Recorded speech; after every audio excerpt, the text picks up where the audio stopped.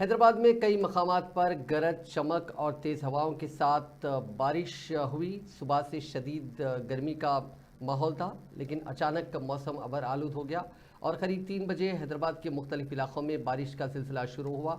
बारिश ने कई तबाहकारियाँ मचाई हैं। बहुत सारे इलाकों से ख़ासकर जो नशीबी इलाके हैं वहाँ पानी भरने की रिपोर्ट आई है। मकानों में पानी दाखिल हो गया है।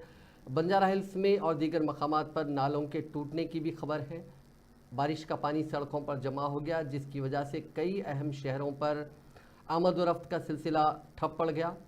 ख़ासकर दफातर से लोग जब वापस लौट रहे थे उस वक्त उन्हें कई अहम सड़कों पर ट्रैफिक जाम का सामना करना पड़ा। डीआरएफ की टीमें काफ़ी मुस्तैदी से काम करती नज़र आईं। कई इलाकों में हालात को मामूल पर लाने के लिए कोशिशें शुरू की गईं।